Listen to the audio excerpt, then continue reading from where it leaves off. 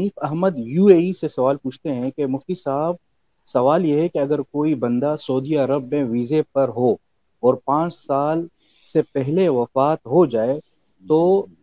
State life کی طرف سے اس کو انشورنس ملتا ہے، تو کیا یہ پیسے لینا چاہیے یا نہیں؟ دیکھیں، انشورنس جو ہے وہ جیسے یہاں حرام ہے، ناجائز ہے، ایسے باہر بھی سعودیہ ہو، دبئی ہو، جو بھی ملک ہو، انشورنس والا معاملہ کرنا تو جائز نہیں ہے۔ لہٰذا اب جو پیسے انہوں نے جمع کروائے تھے، ٹھیک، جو ادھر ان کے ذاتی پیسے وہاں جمع ہیں، جو اسٹیٹ لائف میں جو انہوں نے جمع کرائے تھے، اتنے پیسے تو لیے جا سکتے ہیں، ان کے ورثہ وہ پیسے لے سکتے ہیں۔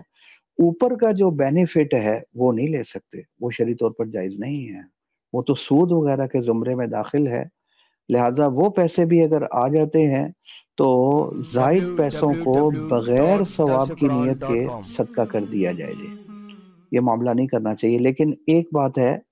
ذرا مجھے یہ بتلائیں کہ وہ انہوں نے انشورنس کروائی تھی یا ان کے ادارے نے کروائی تھی؟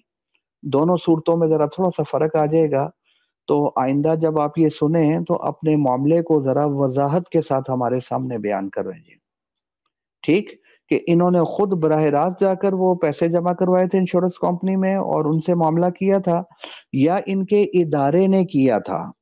پھر پیسے وہ جو زائد پیسے انشورنس والے بھی ہوتے ہیں، ادارے والوں کے پاس آ جاتے ہیں، وہ پھر ورثاء کو دے دیتے ہیں۔ ایسی صورت میں حکم مختلف ہو جائے گا، ان کے لیے لینا جائز ہو جائے گا، ٹھیک، کیونکہ ان کو تو دخل ہی نہیں تھا انشورنس کروانے میں۔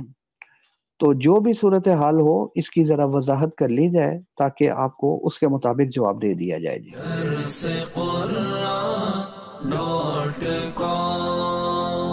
www.tafsiquran.com